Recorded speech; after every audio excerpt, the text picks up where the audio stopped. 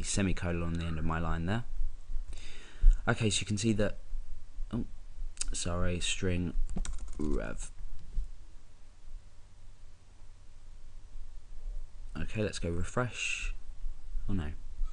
Okay, again, yep, sorry, I've added that. So it's strrev. You can probably tell I don't use this function too often, but just for demonstration purposes, you can see that what it's done now is reverse the string.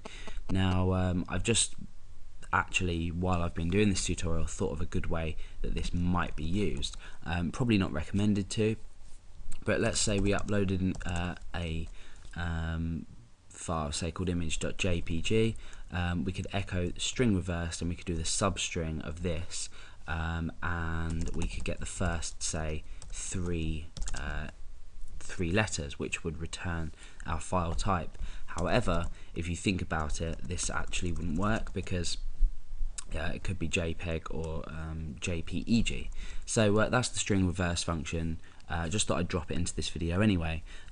If you can find a use out of it, that's great. The only use I can think of it is for novelty use, but there we are. So the next function we're going to look at is slightly more useful. It is comparing two strings for similarity. Let's go ahead and get rid of everything here, and we can start from scratch.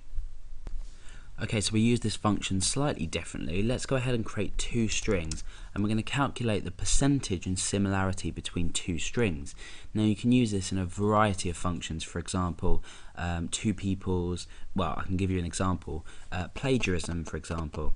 If you were checking for plagiarism between two different say essays written, you could use this similar text function, and it would return the percentage and similarity between each essay, for example.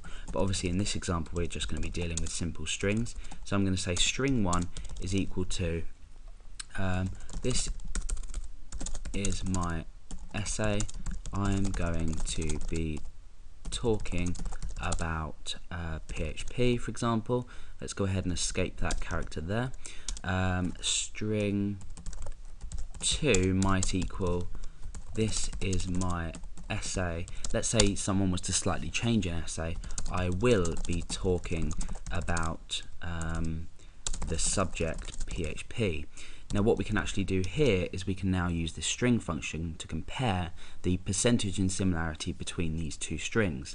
So let's go ahead and say similar underscore text. It's not required to put into a variable because we're going to be returning the result within the function in one of the arguments and then echoing that back out. So the three arguments we need to pass are string 1, string 2, and then we need a result variable here. So we've got this result here which we can then go and echo out. So we could say the similarity between is, and then we can append on result. Let's put that there. So the similarity between is, let's go ahead and refresh. You can see it's 78%. So for example, if this was a long essay and the similarity was 78%, there's obviously something wrong here. For example, if we were to completely change this string, my essay is about PHP. I'm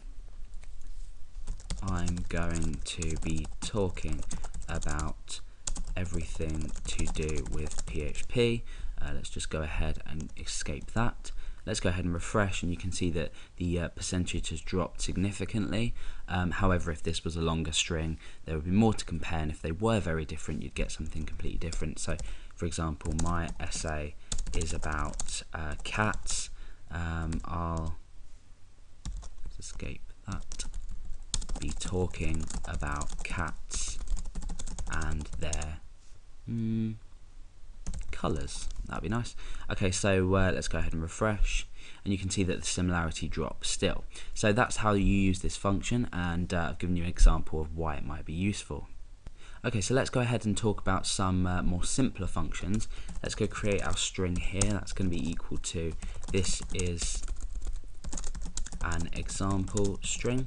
Okay, so the first one we're going to be talking about is the string length. So string length is equal to, and this function is called strlen with no underscore, and then you just feed in the string that you want. This is a really useful really useful function, because for example, if you were validating a form and you wanted to check that the length wasn't any bigger than a specific amount, you could then just use this inside an if statement to check the string length. For example, if the name, the name of the user or the username wasn't meant to be any more than 25 characters, you could say something like if string length is smaller than 25, then we can say yep, that's absolutely fine.